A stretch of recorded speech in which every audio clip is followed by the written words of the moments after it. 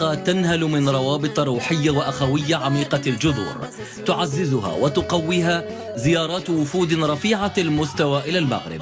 واليوم زيارة الشيخ طاهر عثمان باوتشي الخليفة العام للطريقة التيجانية بنيجيريا الفرع النياسي على رأس وفد هام هي مناسبة لتعزيز وتوطيد هذه العلاقات المتميزة. المملكة علاقة روحية، علاقة إلهية ليس فيها أي غرض إلا الله. علاقتنا علاقة بالله والرسول صلى الله عليه وسلم. نذكره كثير على ما تقومون به من قول الشيخ إبراهيم نياس وأولاده وأصحابه، وما تقومون به للشيخ إبراهيم صالح وأولاده، وجميع ما تقومون به من ناحية عنان الفقراء.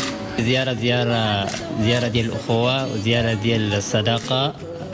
العهد اللي كان بيننا وبين المملكة المغربية سنوات منذ أجدادنا، وهذه زيارة الوالد الشيخ طاهر باوتشي إلى المملكة المغربية زيارة روحية، زيارة صداقية، زيارة لنجدد العلاقة بين المغرب ونيجيريا، ونجدد العلاقة بين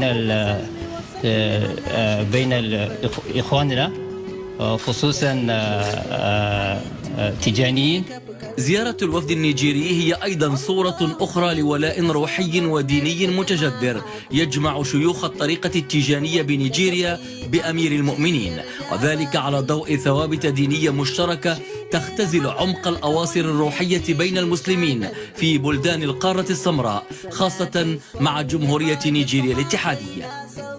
الشيخ طاهر عثمان باوتشي الخليفة العام للطريقة التيجانية بنيجيريا الفرع النياسي، الذي عبر عن أن العلاقة بين نيجيريا والمغرب، طريق مسلمي وتيجاني نيجيريا والمملكة المغربية، هي علاقة أخوة لله تعالى ليس فيها أغراض ولا مقاصد إلا التعاون على البر والتقوى.